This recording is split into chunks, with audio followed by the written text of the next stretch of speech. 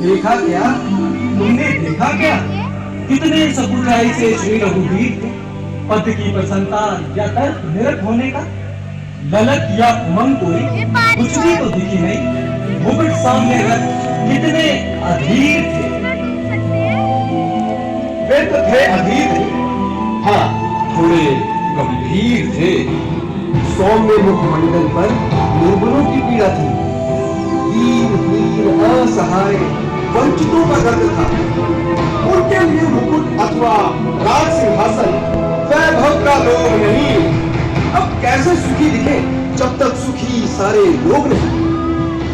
तब दिशा निर्देशन के लिए श्री राम ने स्वयं सूर्यदेव का स्मरण किया। श्री राम सूर्यदेव का आह्वान करने लगे। रात मन से उन्होंने अपने पितामह को याद किया।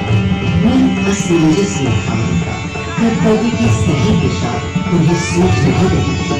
क्या उचित है प्रजा के लिए, उनके लिए, वंश के लिए, धर्म के लिए, शांति के लिए, इसी परामर्श के लिए अंतर्मन से उन्होंने सूर्यदेव को पुकारा।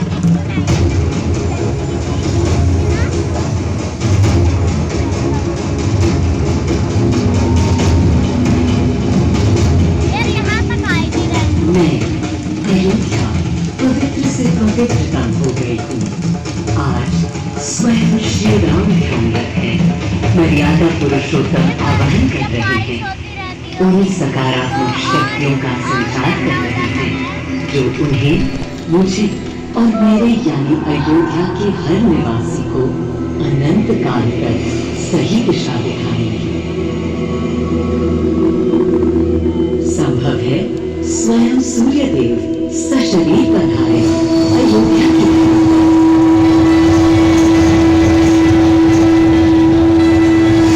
और देखो श्री सूर्यदेव आने को है।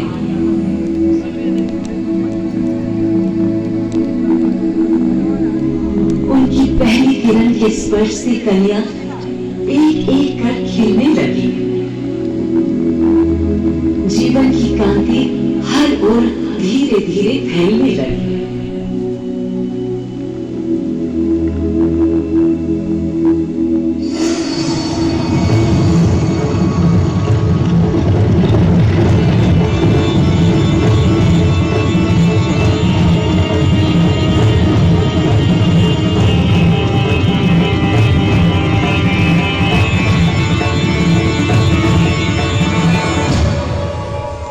कितना अनोखा दिन है।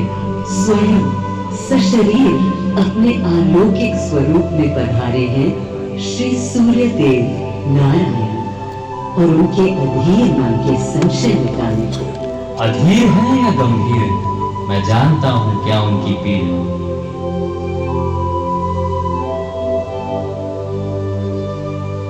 माँ कौशल्या को प्रणाम। कहाँ है राम? अरे भूलूं ये बात कि कौन बड़ा है। आज्ञा हो तो आपके चरण छू लूं। अरे नहीं नहीं, ये क्या करते हैं आदि पुरुष? ऐसा अनुग्रह सर्वथा अनुचित है। राम वंशज हैं आपके, क्यों पाप का भागीदारी बनाते हैं पितामह? पितामह होंगे हम ब्रह्मलोक, अब धरती पर जनलोक में आ गए हैं। चलिए। सूर्यदेव के आगमन पर माँ कौशल्या उन्हें मिली और विनती की कि हे देव, मेरे पुत्र की दुविधा दूर करें, उन्हें राह दिखाएं ताकि अयोध्या का, पूरे भारत का भविष्य निर्धारित हो सके। आपकी जब पहली किरणें आती हैं तब गोचारण होता है, चिड़िया गाती है, लेकिन इन दिनों कितनी उदास है। कारण है उनके राम की एकाग्र साधना और सुदीर्घ उपवास। सिंहासन की ओर चरण धरना नहीं चाहते, धारण नहीं करना चाहते हैं मुकुट। कोई बात, राज्याभिषेक के बाद राज्य जो भी चलाए, राम राज उसका ही तो कहलाएगा। मैं आ चुका हूं तपस्वी राम।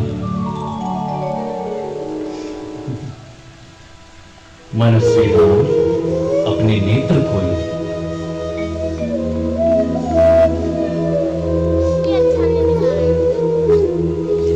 प्रणाम पितामह, प्रणाम। राम मेरे राम, प्रणाम। पितामह, राम राज्य क्या है? राम स्वयं पूछ रहे हैं कि राम राज्य क्या है। पुनः मेरा प्रश्न है। अभी तो आप कह रहे थे जो भी मैं कह चलाएगा। रहा था कि राम राज्य में राम के लिए भी विधान होंगे। आदिदेव, कुछ अनुमान तो मुझे है, लेकिन अब आप बताइए क्या विधान है?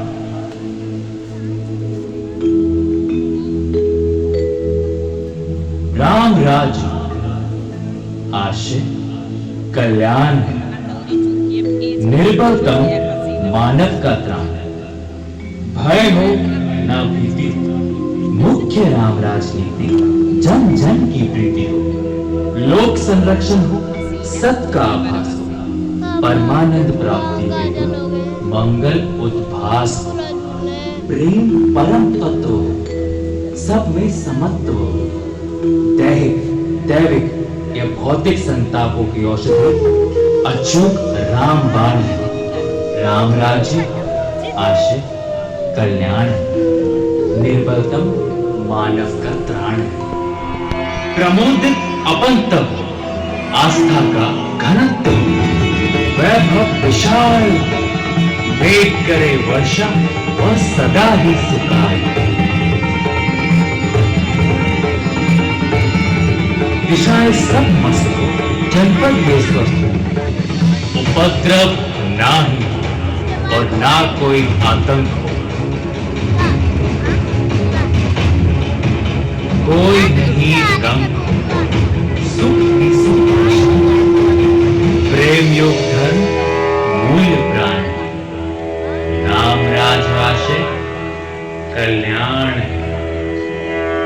मां कौशल्या, अभी ये मुकुट मात्र सोने का है। मैं इस मुकुट को राम के साथ सदा उपस्थित होने का बना देता हूं।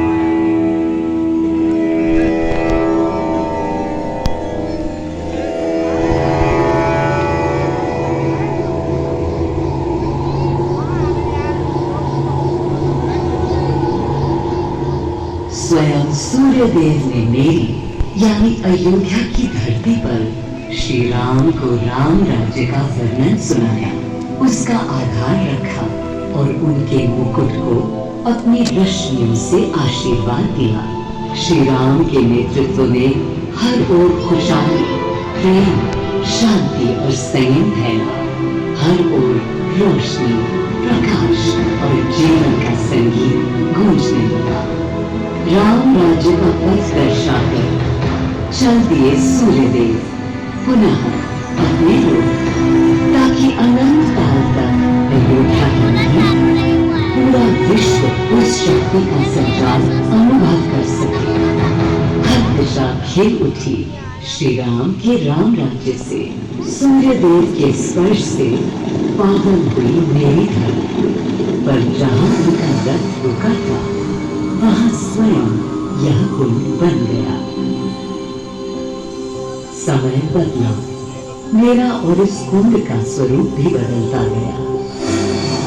स्कंद पुराण के अनुसार यह स्थल घोषार्क तीर्थ के नाम से भी जाना जाता है। जब प्रतापी राजा घोष यहाँ आए और उन्होंने ऋषियों को यहाँ स्नान करते देखा तो स्वयं भी किया, जिसके बाद उनका शरीर दिव्य, निरोगी और अलौकिक हो गया। और इसी कुंड के जल से उनकी काया भी कांतिमय हो गई। यहाँ की गई उनकी घोर तपस्या का तेज आज भी अनुभव किया जा सकता है। दिन बीते, साल बीते और फिर अनेकों सदियों के बाद राजा दर्शन सिंह यहाँ आए। यही तपस्या करने के बाद उन्होंने यहाँ सूर्य मंदिर, कुंड और चारों ओर घाट का निर्माण कराया, जिससे यहाँ की प्रजा भी इस अलौकिक कुंड का लाभ उठा सके।